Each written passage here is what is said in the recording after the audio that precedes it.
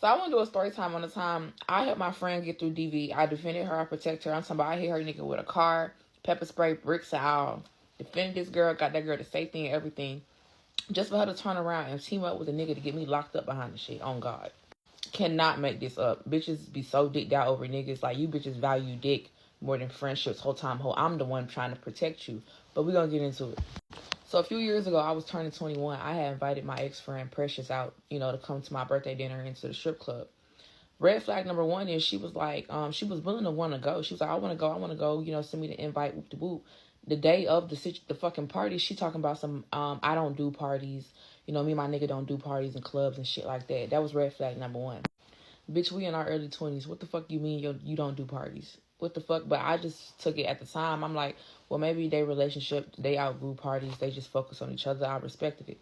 She had said, after the party, the next day or 2 days later, come over. We could play spades and drink and have intimate time. No problem. Growing up with Precious, that's all we did was smoke, kick it, and chill. I had no problems doing that. You feel me? So the day after my birthday, my party and everything, I had a few bottles left over. I go to her house. Never met her nigga before or nothing, but I bring my little sister with me so we can just have, little girls' intimate time. Just play space, drink, kick it, smoke, whatever. Me and my little sis, go over to her house, and her nigga's there in the living room playing a game. He say, hey, it's no problems. We go to the dining room, bust down the spades or whatever. We start drinking. He come to the table like, can I get a shot? Can I get a shot? Can I get a shot? Can I get a drink? He asked me like 4 or 5 times for a drink. I'm like, dude, go ahead, get a drink. It's nothing, but it's no problem. Mind you, like I said, I had hella bottles from the day before because I just turned 21. Everybody had to bring a bottle to my party. If you came to my dinner, you brought me a bottle. Bookie. Anyway, fast forward, he ended up getting drunk or whatever. Everybody really ended up getting tipsy and drunk, but he wanted some weed, and he ain't had no car. So he was like, can you take me to go get some drugs? I was like, baby, I'm not driving, but, me and my sister sit in the back seat while you and Precious, being the passenger and the driver, and y'all drive to the plug. You know what I'm saying? I don't mind doing that for you. So we did. On the way going to the plug house, mind you, I don't know her boyfriend, never met him a day in my fucking life. On the way to the plug house, Precious get out the car. I don't know why the fuck she got the car and left her nigga in the car with 2 bitches. That's her prerogative. But she got out the car to go get the drugs from the plug. Her nigga stay in the car. Me and my sister in the back seat looking at videos from that night that we took of ourselves because, we enjoyed ourselves. I'm going to add clips here. We were with strippers. We was, having fun time, dancing in the strip club, enjoying ourselves. He noticed that I was, gawking over the bitches that I was looking at in the strip club. So he made a comment like, oh, you gay? Like, as if it was a problem. So I'm like, I have a whole nigga right now, but I am bisexual. It's a fuck. This man, I kid you not, called me the F word. Out of my whole 21 years of living at the time, I've heard people call men the F word, but ain't no man ever called me no F word. And he said, ass bitch, like that. Like, he was like, you a ass bitch. And it offended me, the fuck out of me, because I never heard of a nigga being mad at a girl because she like girls. Fuck is wrong with you? Whatever. But then you don't know me and you disrespected me. That was red flag number 2. Hold on, G. Didn't you just ask me for shots? We was just cool. Now all of a sudden, because I like girls, now you getting aggressive? Bitch, I ain't never touched Precious, never kissed her, wanted to fuck her or nothing. I don't know what the fuck his drunk ass mind went to, but nigga got overly defensive, mad as hell at first, out of nowhere. So because he offended me, I was like, you must not know that Precious used to fuck on girls back in the day too. Fuck is you talk about? Yeah, Precious used to hop down on bitches. I was there watching her do it. So you calling me an F word, you can call your bitch an F word. Fuck is wrong with you? That was the biggest mistake I could have fucking did. Had I known what I'm finna tell y'all, bitch, I would have never said no shit like that on my mother. Precious get back in the car. She don't know nothing that's happened. Mind you, me and him into it at this point. Precious get back in the car. The nigga in the driver's seat, he look at her, he like, so you fuck on bitches, you like bitches? Precious looked back at me like, what? She said, you like bitches. Next thing you know, this nigga said, Ma. I said, no, I'm talking about Precious flew into the passenger window. Like I said, oh, no. He hit her again, said, Bop. I said, no, mind you, I'm drunk. So I'm in the back seat with my sister in the back seat. My sister got pepper spray. This is my car.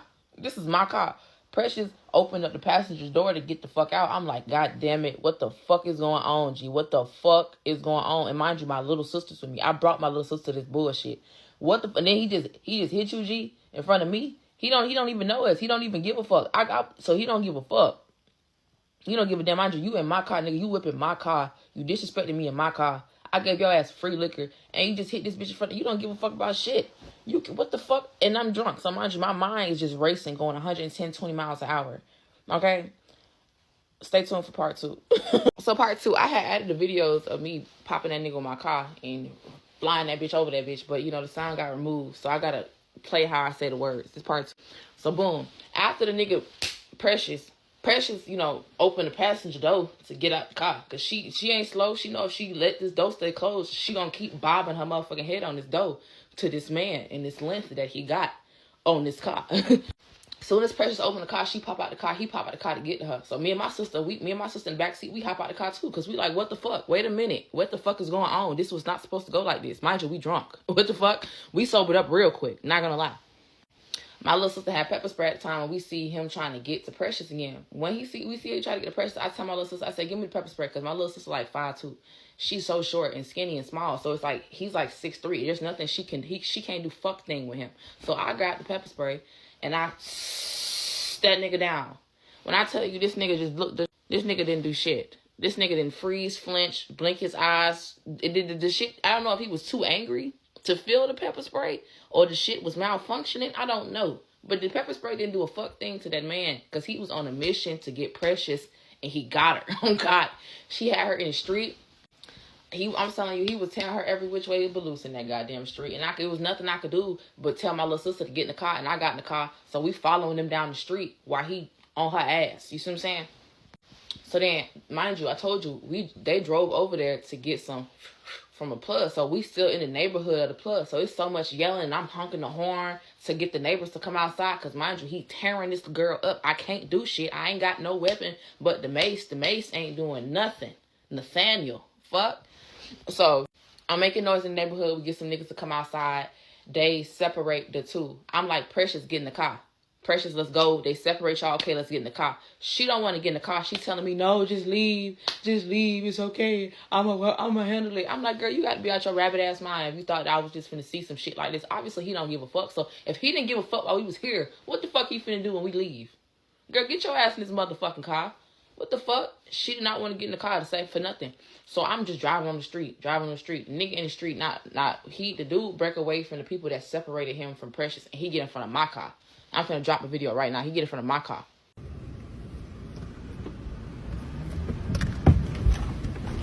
The fuck? Fuck is you talking about? Ugly ass, dumb ass nigga. You bum ass bitch! He get in front of my car, and he like, he's swinging at my glass, my windows, trying to break my windows. And I'm trying to say this in a way that I don't get, the sound removed. But I'm going to put the videos on Twitter. I'm talking about he in my glass, the glass not breaking. So I reverse my car, floor that bitch. Boom. He slide off the side of the car the first time I did it. He hit the window again. Boom. I reversed that bitch again. I turned my wheel to make sure I directly am in front of this man. Floor that bitch. Boom. He flew over that hoe. Boom. I reversed it. Boom, boom, boom. Got up out of there. Now, mind you, I had on birthday nails. My nails was real long. So how I reversed it in the video, it took me a little minute to get my little reverse on. But on my mama, that man flew over that bitch. Because that's how I am. That's how it gets down. I don't play. So, boom. After I, floor that bitch and get that nigga over the car, I'm looking for Precious. Precious, he down. He can't get you no more. Let's get in the car, Precious. What you doing?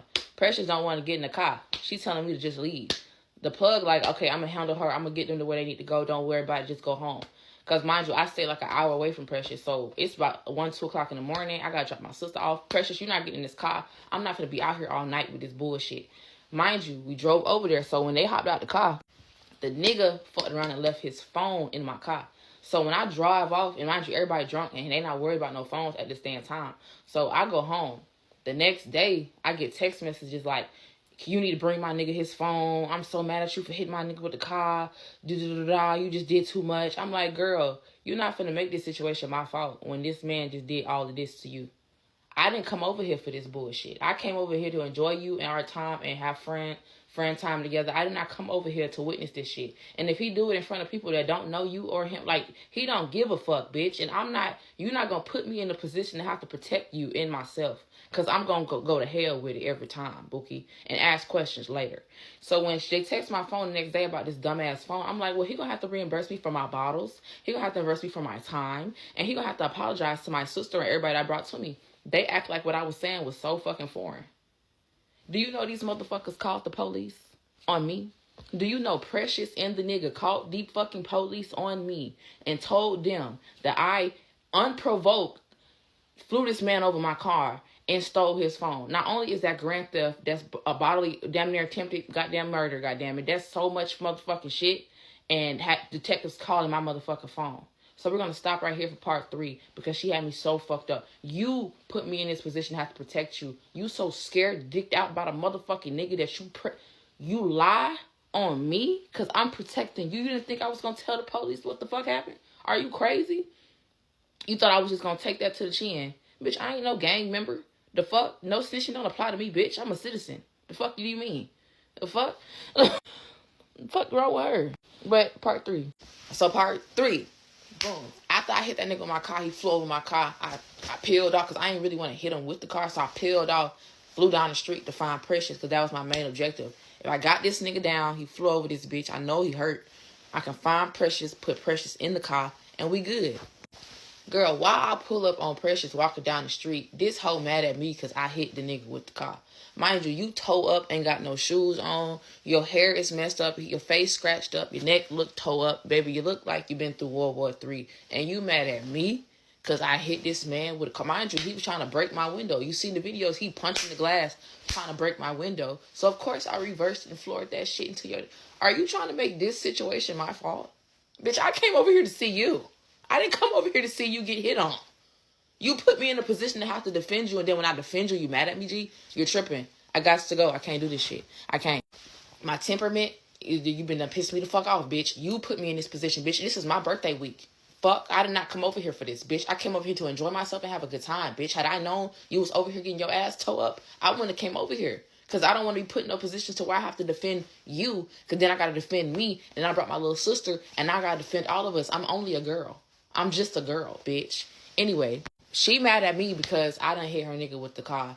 She don't want to get in my car. She told me just to leave. So I go home. Mind you, remember,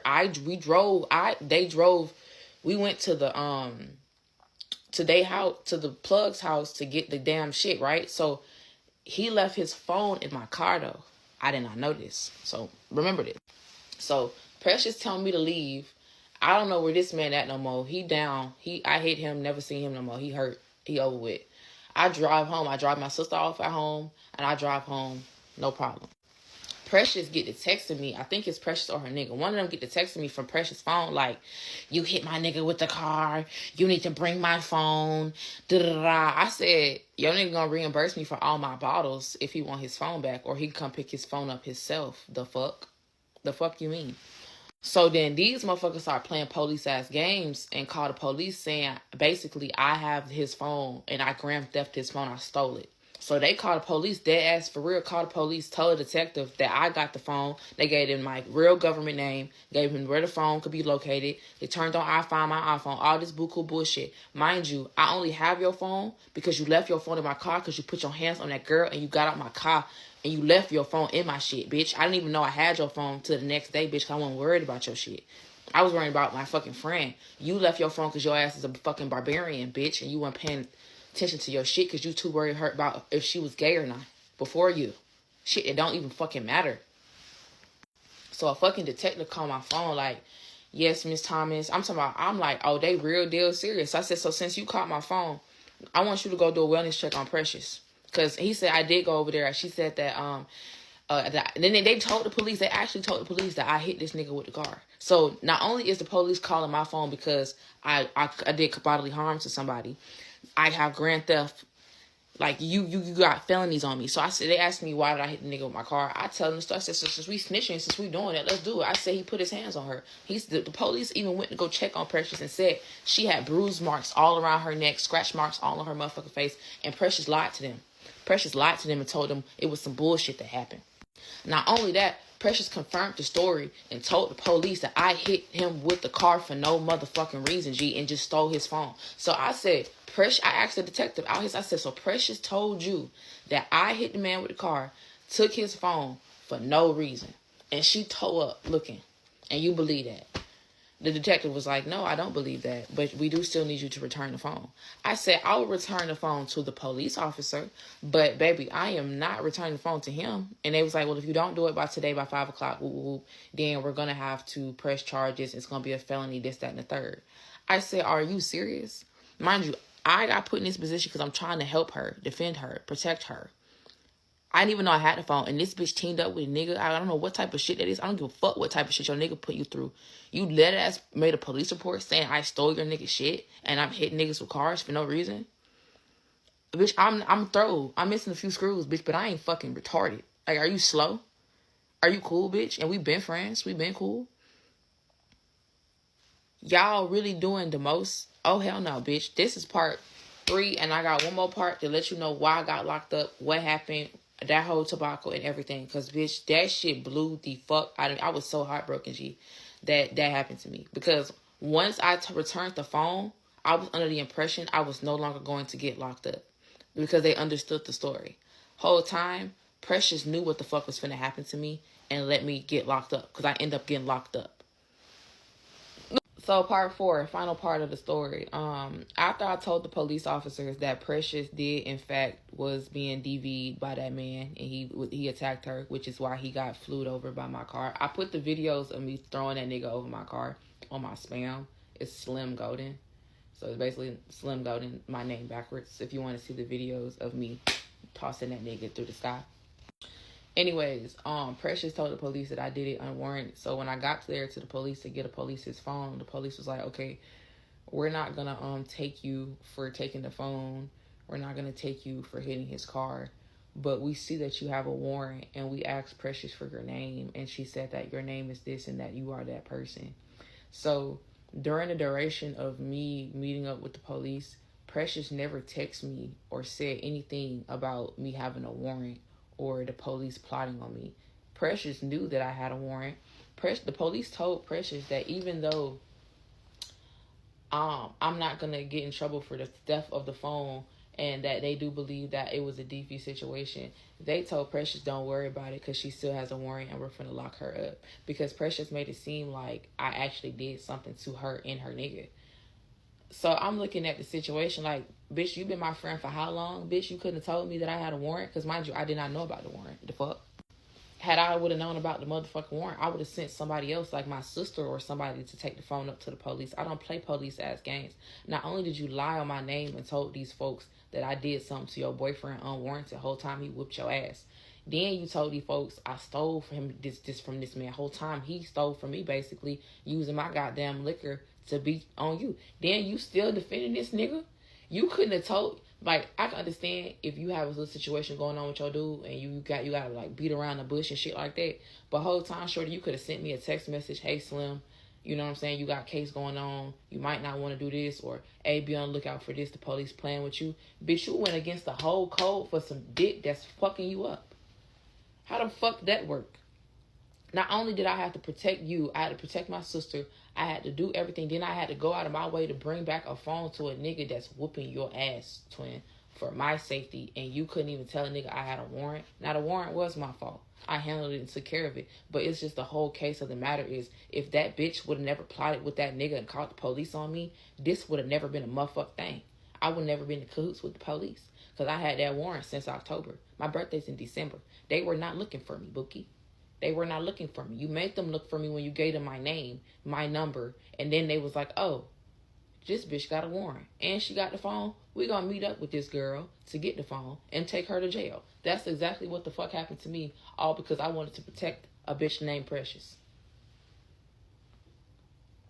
Got so bad to the point when I got out of jail, I cussed her the fuck out. I cussed her mama the fuck out. Because I'm like, your mama is allowing you to get beat on. Don't do that. Where's your family? Fuck. They just allowing this shit going on. You ruining friendships with motherfuckers. Motherfuckers don't even want to be with you, around you. Because don't nobody want to deal with that shit, Bookie. And I know she's not going to leave until she get tired. But bitch, you're not going to fuck up my life. Because you think he did something to your ass. Baby, I'm going to do you dirtier. And I had to walk away. Like, because the love I had for that girl, I had to walk away. But in reality, shorty, I wanted to beat the fuck out you. But I realized you already... Shit, I ain't even got to beat the bitch because the baby daddy beat on. Like, that's serious. Because the fuck? Because you really just tried me. Fuck. I should just watch. Like, real talk. And the moral of that story is save yourself. The fuck? Like, bitches, like, if people want to put you in positions like that and they don't value themselves or you, they don't even value themselves. They damn sure don't value you. It's a whole bunch of fuck shit going on. You cannot get in between no DV. That person will leave when they ready. Mind your business. If a motherfucker, if they willing to get into it in front of you, they really don't give a fuck about you. Get the fuck out of there and mind your business. That's what that shit taught me. Don't defend nobody that's not your kinfolk. You know what I'm saying? And your kinfolk still might slide on you and still might set you up. And you still might go out bad. But anyway, I'll never talk to that bitch again after that. Never again. I don't get into DV situations. I know how to defend myself and get myself out of positions, and that's what I do. But again, on the videos of the guy when he wanted me to, that's on my spam page at Slim Golden. You can see the videos. The sound is removed because my sister was recording and she was cussing a lot, and the videos is just bad business. So the sound got removed, but it's on my spam. And yeah. Moral of the story, mind your business. Because these hoes be so dicked out, and they not going to leave until they ready. And a bitch will pick dick over you, even if you a longevity friend. Even if you got that whole best interest, she's still going to pick that dick over you. It don't matter. That dick could be whooping her ass and everything. The dick is more important. So for that reason alone, leave these hoes alone. What's up, y'all? So I'm going to give y'all a story time on how I got stood up by my long-distance boyfriend. So long-distance boyfriend, we're going to call him Scary, because he was a scary ass bitch. Okay, so me and Scary met through a mutual friend of ours. They were cool at the time. He slid up on my birthday post back in 2023, and you know the typical put me on that little shebang. So boom, she put me on with him. We're chatting it up, and he tells me that he stays in another state. We just gonna say another state. So he stays in another state. We far as hell from each other. So I'm already like kind of skeptical in the beginning, because I once dealt with a long distance relationship and that didn't last. So I wasn't really too big on it. But how our conversations were going, I was like, okay, like, let me just give him a chance to see like what type of time he on. So me and Scary was like talking for like some months. Like in total we was on and off for like a year and a half. Like we was about to hit the 2-year mark. And like it was just like a whole bunch of like things that he would do that would throw me off. So when he would post things like this, we used to get into like big arguments. But then again at the time, like I was 16, so like I used to like to be petty and start little arguments and stuff like that, like on some toxic stuff, but I'm not like that no more, y'all. So boom, we gonna fast forward to the nitty gritty, because this is why we all here. So during this time, I was 16. So keep that in mind. I was 16. It was 2023. I was planning on taking a trip to where he stayed. So with me being 16, my mama not all for the, oh, you going to go see a boy. Like, I'm a child. She's not gonna let me go see no boy, like make the whole trip about a boy. So during this time, me and Scary on and off, like we not talking at this point. Like we got into it probably about something petty. We not talking. So I tell him that I got my flight booked to go to where he's at. So mind y'all, I had to convince my family to take me down here to see this. Of course they're not gonna let their 16-year-old daughter go see a boy. So it took some convincing, but we got it done. So mind y'all, we weren't on talking terms, but we do this all the time, so he already know how it is. So I tell him we can have before I went on my trip, and he all happy. He like, oh yeah, when you get down there, we about to do this, we about to do that, and then they got this down there, they got that down there. So I'm kind of getting excited, because I'm like, okay, I'm finna go see my man for the first time. Like, it's all working out in my favor. Like, my parents didn't agree to let me go down there. Like, of course they're coming with me, but they didn't agree to go with me and stuff like that. Like, I'm happy, like, for real. So boom, this had to be in June and July of 2023. Y'all, I'm finding it. It don't matter. Either one of them years, it was either 2020 or 2023. Either one of them years, but it was that summer, like June of that summer.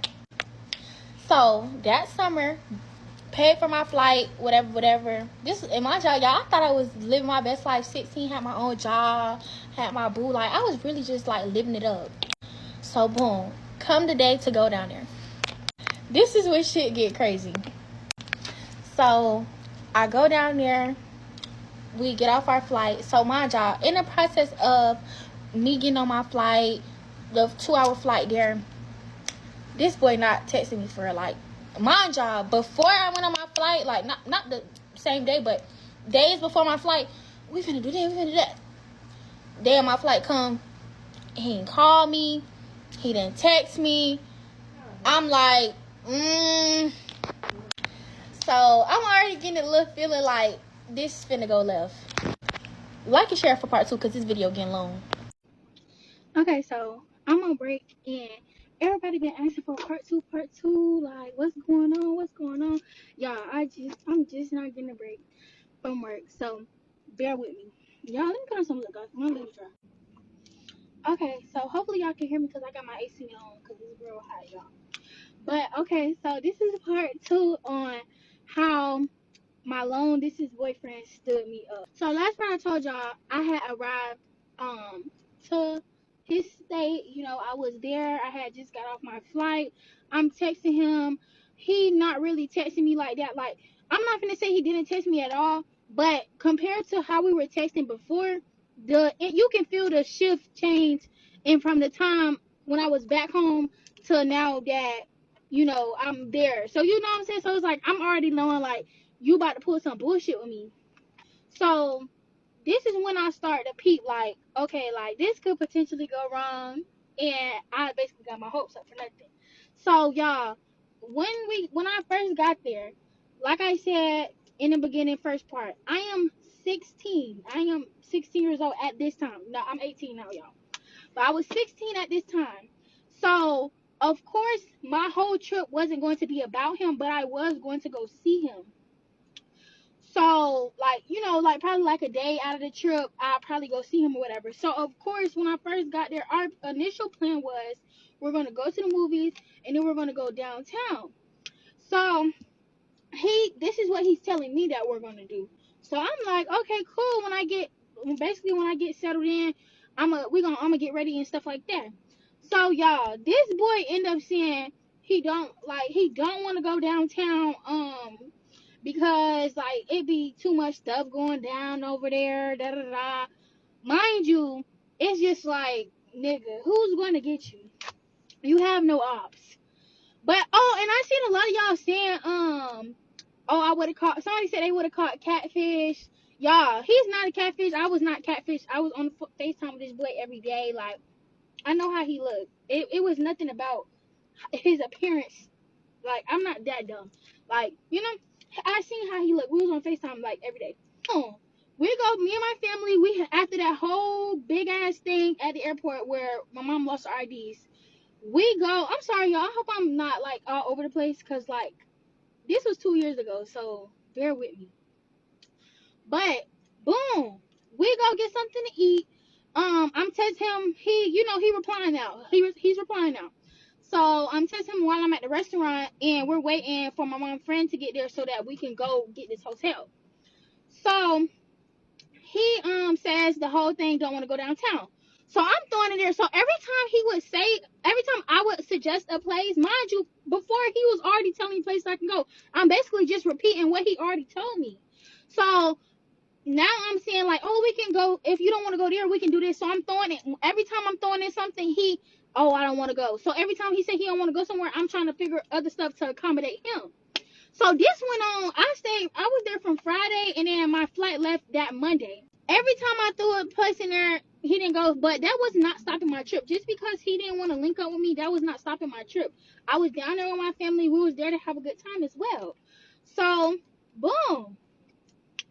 My last night there come, because I left Monday morning. That was my flight. My flight was Monday morning. My last day there was Sunday. Mind y'all, since Friday, I've been trying to see this boy. So at this point, I'm like, fuck it. I done spent my little money. The little money that I had brought on my trip from work, I spent my little money.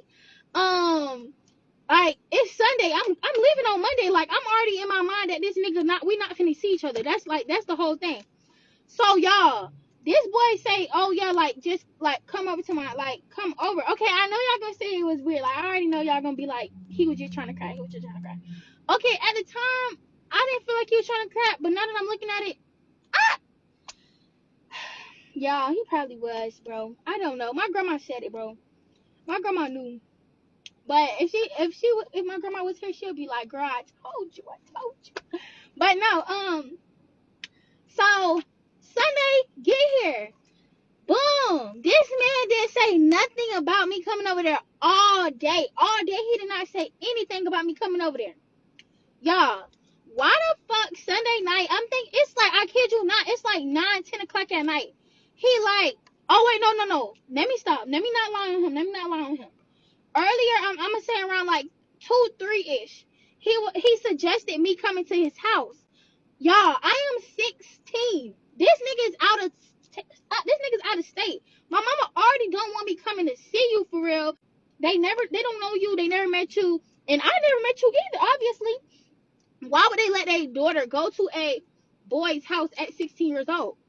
So I'm like contemplating. I'm like, I don't know. Mind y'all, he suggested it. He never said, oh yeah, you can come. He like the next day, I'm finna leave. He like, oh, like why you didn't come see me? Da da da. When I tell y'all, if I had not spent all my money on my trip before the Sunday, bitch, I would have did him in. Because what the fuck do you mean? Why didn't I come see you? I was trying to see you since I touched down. Like, what are you talking about? Like, what are we even talking about here? So, y'all, that just complete this story time because I'm getting pissed off thinking about it. And y'all, to this day, like, not to this day because I don't talk to him anymore. I have no dealings with him. But like for the longest after that, y'all, I'm a dummy because I was still talking to the boy after that. But for the longest, bro, he kept saying, oh, I didn't stand you up. You didn't come down here to see me. Blase. Nigga, of course I'm not finna make my whole trips around you. If I made my whole trips around you, I wouldn't have had a good fucking trip. Obviously, because you didn't even see me. But yeah, y'all, my time almost running up, and it's the last part. I'm not making no multiple parts, but I do got another story time for y'all because y'all fucking late every time though, and I'm sorry for the wait. But yeah, this is the end of this story time. Make sure y'all share and comment because I'm finna post another story time because I got another story time. Because these niggas really be playing with me, y'all. I don't know why they be playing with the queen so much. But yeah, bye. Love y'all. Story time on how my auntie's baby daddy touched on me and nobody believed me and left me in a motherfucking mental hospital. So, for a little bit of backstory, my mom lost custody over me and my two younger siblings in 2019. I was 11 years old, my mom was a drug addict, and she was not mentally, physically, or emotionally there to take care of us. We were homeless and we were staying in a hotel, but before we stayed in the hotel with my mom, we were staying with one of my friends, me and my two younger siblings. And when we moved back with my mom in the hotel room, two of my aunties, and my nana came to get us. They came up to me and my siblings' school, pulled us out of school, and took us back to the hotel room with my mom and told us to get all of our shit because we were not going to be with my mom no more. After that, we started staying with my auntie. We're going to name her Fake. So when we started living with my auntie Fake, everything was good. I'm not going to lie. Like, I can't hold you. When we were staying with her in the beginning, everything was fine. She was really like a mother figure to me that I never had. Mind you, I never had a mother or a father figure growing up. When we first started staying with her, she was roommating with her ex little boo thing or whatever the fuck you want to call it. It was a 2-bedroom. She had her room. The dude had his room. Me and my two younger siblings slept on an air mattress in the living room. Once that lease was up, we finally got our own place. It was a 2-bedroom, and it was just me, my auntie, and my two younger siblings. My auntie and her baby daddy started dating March 25th, 2019. Before that, in the beginning, she would never really bring us around him, but then it was this one day, I guess he had his two daughters or whatever, and she was like, I want to take y'all to meet him and his daughters or whatever. My siblings was cool with it. I was cool with it. We met him and his kids. It was no issues. Fast forward, we move into our apartment, the 2-bedroom, like I just said. He moved in with us. I don't know what was the reason, but what I was told was because my auntie could not take care of the bills by herself. I don't know if that's the case, but shit. I never thought that he would touch me inappropriately or do anything like that because I looked at him as a father figure. And y'all might be asking, what made you think that? What made you think that he was a father figure? For one, the nigga would take us to doctor's appointments, to school. The nigga would buy us clothes, shoes. I thought that, you feel me, that's what a father figure is supposed to fucking do. I used to go through a lot of mental challenges because of the trauma with my mom. I was already essayed when I was 10, living with my mom, and I was traumatically fucked up because of my mom. So yes, I went through depression. Yes, I was self-harming. Yes, I did not want to fucking live no more. Fast forward, it's 2020. School just ended, shut down because of COVID, and I just turned 13. My birthday is March 8th. I remember this day like it was vivid. Me, my little sister, and his 2 daughters, and him was all in him and my auntie's room. We were watching something on the TV. I can't remember what the fuck was on the TV, but we were watching something on the TV. And mind you, I used to get in trouble a lot because I used to want to date girls, and I wasn't even fucking with niggas at the time. I was on the girls. I was gay as fuck. And my auntie, I just used to get in trouble a lot because of shit that I shouldn't have been doing. He asked my little sister and his 2 daughters to get out the room so he could talk to me. Mind you, I'm thinking I'm in trouble. I'm like, fuck, what the fuck did I do now to get in motherfucking trouble? Because like I said, I was in trouble all the motherfucking time. So they get out the room. He closes the door and he locks it. I'm standing up at this point. I'm like, what's going on? What did I do? Because, like I said, I used to get in trouble a lot. So I'm what the fuck did I do? What the fuck do you have to talk to me about? And he's like, oh, it's okay. I just want to chill with just you. You can lay back down, da-da-da. In my head, I'm just like, what the fuck?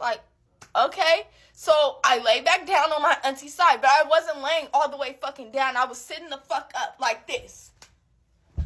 So we're still watching whatever the fuck is on the TV, and I'm starting to get uncomfortable, but he won't let me get out the room. So we start laying there, and he starts rubbing on me. He starts rubbing on my back first, and when he was rubbing on my back, he made it to my titty and started rubbing on my motherfucking titty. And that point of time, I was froze, because like I said, I was already essayed when I was 10 living with my mom. So in my head, I'm like, fuck, what do I do? I felt paralyzed. I could not fucking move. I did not know what the fuck to do. It went from him rubbing on my back to my titty to him fingering me. I couldn't do nothing. I laid there. I couldn't move. I couldn't get up. I couldn't say nothing. I was just stuck right there. I couldn't do shit. I felt so worthless. I felt defeated. I couldn't do anything. After he got done fingering me, I got the fuck up because I was scared. I didn't know what to do because, like I said, I looked at him as a father figure. I never looked at him as attractive. I never looked at him sexually. I never looked at him like that. He was a father figure to me. I used to call this man dad, and I used to call my auntie mom. So he comes behind me, and he's like, can I pull these down? I'm like, no, and I push him away, and I get the fuck out, and I go to my room. After I went to my room, I swear to God, I did not come out of my room for the rest of that day. I did not leave my room. I felt worthless. I felt disgusted. I wanted to fucking die. I wanted to kill myself. I did not want to live no more.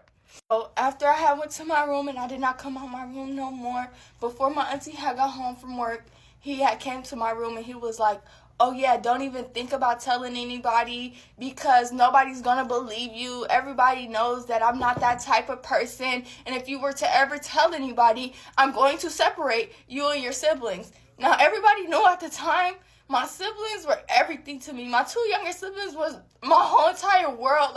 When I say me and my 2 younger siblings, they went to hell and back with each other. Me and my siblings, we were close. We were hella close.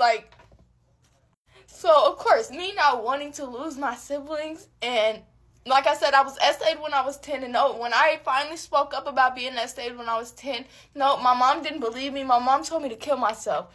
So, him telling me that, I'm like, nobody's going to believe me. Nobody's going to believe me, and I'm going to be separated from my siblings. So I stayed quiet for 3 years. I didn't say, no, I think it was like 2.5, almost 3 years. I did not say anything. I didn't say nothing. But during this time, I'm mentally destroying myself. Because I'm in a house every motherfucking day with a nigga that touched on me. That made my depression 10 times worse. I was self-harming 2 or 3 times a day. I was doing shit that it wasn't me. I wasn't myself. I wasn't happy. I wasn't any of that. My only escape was school.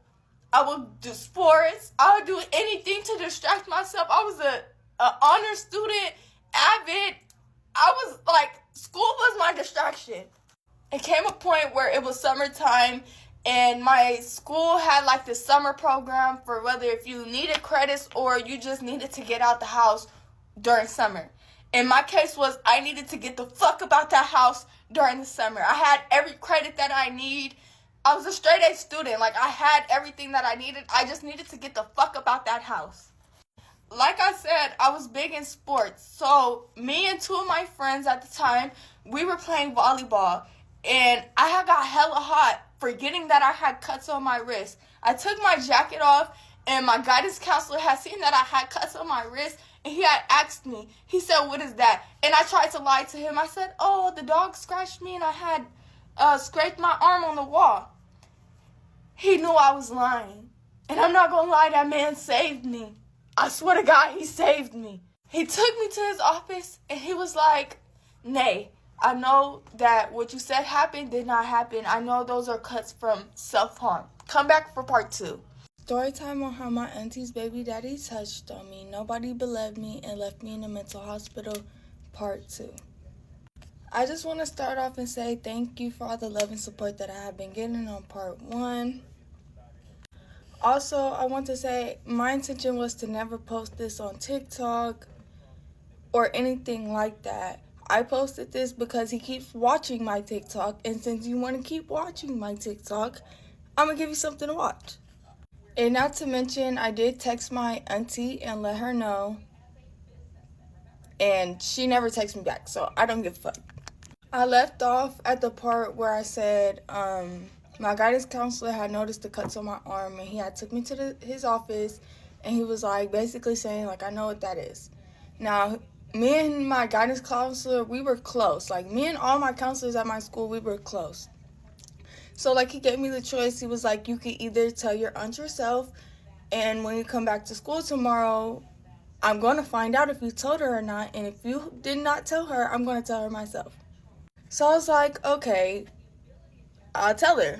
So I went home that day, and me and my auntie used to go on, like, little mile runs / walks around our apartment complex. So, we were on a run or something like that, and I had told her, I was like, "I'm depressed." My auntie proceeded to say I wasn't depressed, my little brother was, and yeah. So boom, then she ended up finding out. I believe he told her. After she found out, she made me a therapy appointment with a psychiatrist and shit like that. My first appointment, I didn't even get to talk to him or anything like that. He just could tell that I was not okay. And I got sent to my first hospital. Now, when I had got sent to my first hospital, it was weird. Like, it was weird as fuck. I had got into it with my roommate that first day because, for one, I'm mixed, I look white, and first of all, you're not gonna disrespect me. That's all. The whole time I was in there, I barely got to talk to my auntie, and when I did get to talk to her, he wanted to talk, and he got mad because I did not want to talk to him, and he hung up on me. So boom, fast forward, I get out the hospital. After I got out the hospital, I kept going back and forth because, like I said, like, my mental, like, I really did not want to live no more. Like, I was over it. Like, I tried to kill myself, all different types of stuff. Like, I just did not want to live anymore. So, just to mention, every time that I'll come home from these hospitals, the vibe in the house will be weird. My siblings wouldn't talk to me. Nobody in the house really talked to me. It was weird. We're going to fast forward to when I told my auntie. I had literally just got out the hospital this was the longest time period that I was out of the hospital and I didn't go to another hospital. I was out for like 2 weeks, but I was scheduled to already go to a long-term because they declared my mental to not to be stable because I kept going back and forth. Like, yeah. So I was already scheduled to go to a long-term. So she and the dude, her baby daddy, had called me into the room and they was like, we're thinking about giving you your phone back. You've been doing really good. Da-da-da. Not to mention they had me sleeping in the living room because it was cameras in there. And like the hospital had told them like they had to come in my room and check up on me every 15 minutes type shit. They was like, no, made me sleep on the couch, not in my own bed. Mind you, I had a bed, I had my own room. So I just break out crying. And I just started crying and I told my auntie, I was like, I have to talk to you, but alone. She was like, do you want to go to the car and talk? Like, I'm crying, I'm bawling my eyes out. So she's like, are you okay? Like, what's wrong? So we go to the car, me and her, and we're sitting there. She's like, what do you need to talk to me about?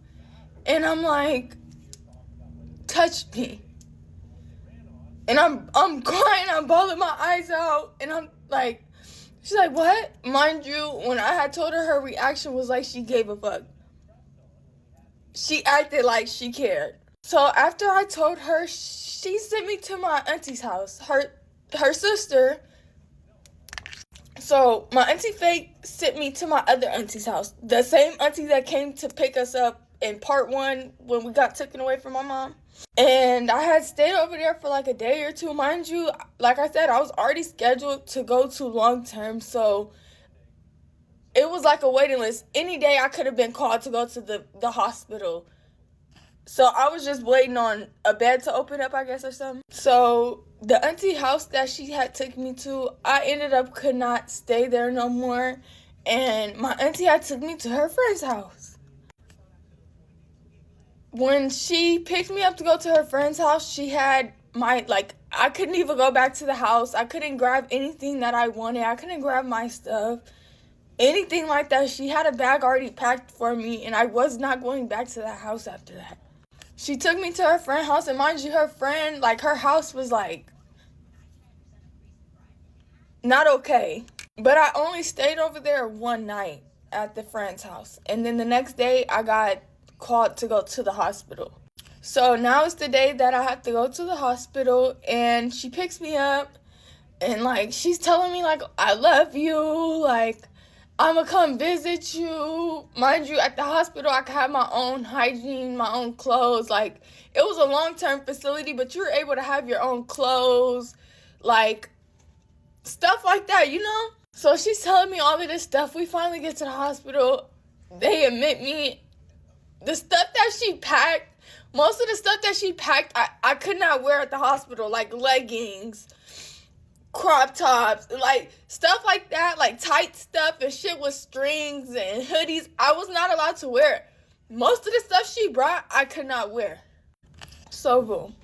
After she dropped me off at the hospital, my auntie would not answer the phone like that. And when she would, we would not be on the phone more than like 3 minutes probably.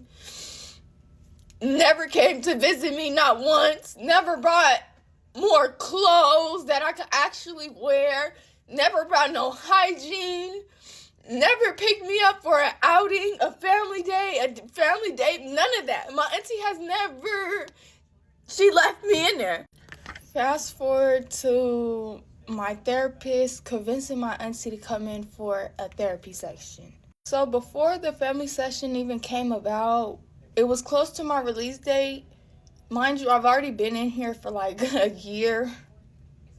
So it's close to my release date, and they're trying to figure out if I'm going back with my auntie or if my auntie does not want me no more. But at the time, I didn't know this.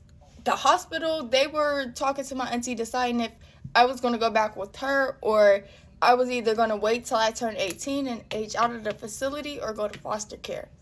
So what they told me was my auntie did not want me back at the house because I was fighting a lot. And like I said, I was doing a lot of shit out of anger. Like, I was like, I didn't have anybody. And in my head, I didn't have shit to lose. So I don't give a fuck. Let's ball. So after she had told me that if I was to fix my behavior and if I was to stop fighting and I was to actually work on myself, that I could go home. And when I tell you, I switched everything. I stopped fighting. I stopped disrespecting staff. I was doing my program. I was taking my meds. Like, I was doing everything that I was supposed to do. So I knew that my grandma would be passing away soon because, like, she had cancer and, like, I've already known that. So, mind you, I didn't talk to my family for a good month or two. They called me and told me that my auntie Faye called me and told me that my grandma passed away. And after that, I didn't hear from nobody. And I called my nana, and my nana was the only person I talked to for real, but my nana, like, we barely even talked for real. So after they told me that my grandma passed away from cancer, I fell back into a deep depression and my mental was rocky, but I ended up fixing it and I was still set for my release date. Now, when it came to my release date, when it got close to it, they told me that I was not going back home. And that shit broke me because the only reason why I wanted to go back home was because my little sister, my little brother. Come back for part 3. Okay, imagine your wife has a best friend, okay? A friend that she's known for years, okay? Best friend that you are super cool with her husband. You guys know each other's kids. Your kids basically grew up together, like holidays, vacations, everything you guys do together. And then that best friend decides to get divorced from her husband. So it's kind of weird because, you know, now there's no more husband and you kind of feel like a third wheel. But you're okay with it. Your wife is kind of being a very supportive friend, you know, getting her through the divorce and all that. And you guys are both being very supportive to her because she is such a good friend to you guys. So months pass by and, you know, the best friend starts telling you guys, like, I think I'm ready to start dating. So, you know, your wife being a good friend, she's like, okay, like, I'm gonna help you. Let's go out. Like, so they start going on little trips, you know, nights out at the bar. They start going to the club. And you're kind of like, okay, maybe you shouldn't be doing that because you are not single. But you're like, I have to be a supportive friend. Like, that's my girl. Like, I need to be there for her because she doesn't have any other friends. So you're like, okay, whatever. Like, whatever. They start going on, like, a lot of different little trips and stuff. And you're okay with it. Until one day your mom comes to visit and she's like, what the fuck is your wife doing out all the time with a single friend? Like, she is not single. I understand that's her best friend, but she has a husband and kids. Like, she needs to be home. And you're like, Mom, like, it's okay. Like, I'm okay with it. It's just gonna be for a little bit until her friend finds a boyfriend. And your mom is like, no, like, that's not okay. And it so happens to be that weekend that your mom came, your wife had a trip planned to Las Vegas, okay? Usher was gonna be there and it was gonna be her best friend's birthday. So they had this great vacation plan to go to Las Vegas for a 3-day weekend and to see Usher. So you told your wife, I'm perfectly fine, just go. Like, I trust you. You've never done a thing, so whatever. So your mom's not happy about this, okay? But your mom has never really liked your wife. Since the beginning, your mom did not like your wife. She was always making excuses to say how she was not a good person. And you've already been used to it. So you're like, Mom, chill. Like, it's fine. Your wife goes on this trip with her best friend. They've gone for 3 days. You're in contact with her. Everything's fine. She comes back and you notice that she's super weird. Like, she's weird. She's quiet.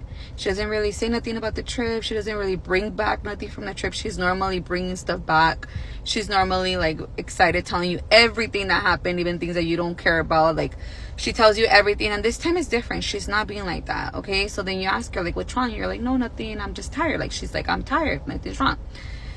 And you notice that she's kind of crying here and there. Like, she walks out of the restroom wiping her tears. Her eyes are poofy. So you know something happened. Like, you also notice that she's not really talking to her best friend. Like, ever since she came back from the trip, she hasn't mentioned her best friend at all. She hasn't mentioned her going out to coffee, to hang out. You haven't noticed her talking on the phone, nothing. And it's been a couple weeks now, and you're like, what the fuck happened? Like, something happened in Las Vegas. So your wife's not telling you shit. You don't know what happened, so you decide to call the best friend. And you're like, hey, what happened? What happened to my wife? Like, what's wrong with her? And the best friend starts crying instantly on the phone. And she's like, I'm so sorry to be the one to tell you this, but your wife cheated on you in Las Vegas, and I was not okay with it. Therefore, she's mad at me. You're like, wait, what? What do you mean? And she's like, yeah, we went out after the concert to a bar. we met some guys. I met a guy, and he had a couple of friends. So we went to the casino that we were staying at, and I went upstairs with the guy that I met. I left your wife with the other guys, not thinking anything of it, because she wasn't particularly talking to one, like it was a couple of them. I went upstairs with the guy I was interested in. We ended up doing whatever we were doing, and we ended up staying asleep, and I didn't keep tabs on your wife. I just assumed she was going to come back. They're sharing a room. So she just thought she was going to come back. I don't know what she expected. Like, so the wife never came home until the next morning. You know, she comes in with the guy, one of the guys that she left her with. So the best friend's confused, like, where the fuck have you guys been? And, you know, the wife is kind of giggly, like, oh, I stayed in his room. So you're like, what do you mean? Like, and then you kind of feel awkward because the guys are there. So you're like, okay, whatever. The wife suggests this go get breakfast, the four of us. So they go get breakfast, and the best friend's already like, what the fuck? Like, this is not okay. You know, so they go have breakfast with the guys. The guys end up leaving, and the girl ends up talking to the wife, like the best friend, like, what happened? What the fuck did you do? So then the wife starts telling the best friend, like, hey, I hooked up with this guy. It was amazing. Like, it was the best night ever. Like, I had so much fun. Like, he gave me his number. Like, he's such a cool guy. Like, she's like all happy and bubbly about it. Like, if it was okay. And I think she expected the best friend to be supportive of her, because she's been supportive of her, right? Like, I've been there for you, now you have to be there for me. And the best friend was not okay with it. She's like, what the fuck do you mean? Like, why would you do that? You're married. And she's like, oh, well, you know, I was drunk. Like, I just was in the mood, and I did it. Like, I can't believe I did it, but I didn't. It was great. And the best friend's like, no, like, that's not good. Like, you have a great husband at home. Why would you do that? And because she did not receive the support that she expected to get from her best friend, they got into an argument, came home, and that's why they haven't talked. And basically the best friend told her, like, look, your husband has been very good to me. He has been very supportive of me during my divorce. Like, I owe him all of my respect. And if you don't tell him what you did, I'm going to tell him. And because of this, they haven't talked. So the husband's on the phone like, what the fuck, you know? So he confronts his wife, and the wife starts crying, you know, playing the victim, saying I was drunk, like she left me alone. I didn't know what to do. I didn't have nowhere to sleep, so I went with the guy. And I'm so sorry. Like, I don't remember what happened. Like, I thought about pressing. Like, she went full victim mode, right? So the husband kind of believed it. He told his mom, and the mom was like, your wife's full of shit. Like, she's full of shit, okay? Like, I believe the best friend. Your wife is not a good person. Like, she's just waiting for an opportunity to do what she wanted to do, and now she had a single friend that she could do it with, and that's why she did it. So now the husband doesn't know what the fuck to do, because he loves his wife. His wife has been a good wife for many years. She made one mistake, and he doesn't know if he could forgive her, because he just never thought his wife would be capable of just sleeping with another man. And the fact that the best friend is the one that told them, and what she told them, right, just makes him kind of see his wife different. And then now he has his mom, you know, telling him the same thing, like, no, like, that's not okay. So he's so conflicted, because of course he doesn't want to break up his family. He has kids, but he doesn't know what to do. So I strongly believe that if you're married, you should not be hanging out with single people. Whether you're a man or a woman, like, you should not be going out with single people, because shit like this is gonna happen, where they're gonna do stuff. They're not gonna live a married life just because they have a married friend, right? And they're not gonna want you to ruin it for them because you're married. So you're gonna be put in a lot of situations that you should not be in, and that's probably one of them. You should not have been there, okay? You should not have been in Vegas, period, with a single friend looking for a man. Because I don't know, what did you expect to happen? Like, did you expect for her to take you with her? Like, you know, yes, there's a lot of people that could manage it, but obviously you couldn't. So for the husband, like, I feel so bad for him, because he seems like a genuinely good person, that he was just trying to be supportive of the wife and the best friend. And you guys know that there's a lot of husbands at the moment they see shit like that, they right away start talking shit like nope. And he was not like that. So the fact that shit backfired on him, like, it must suck. And then having your mom talking shit to you about your wife, like, I think that there's people that could get through infidelity, but it takes a very, very, very, very dedicated couple to go through what you need to go through to get through that. And the fact that your wife hasn't fully admitted her part and is playing the victim is a red ass flag. So I don't know. I would just say do whatever you feel like doing. Don't listen to no one else. If you want to forgive her and stay with her, go ahead. But just know what she's capable of.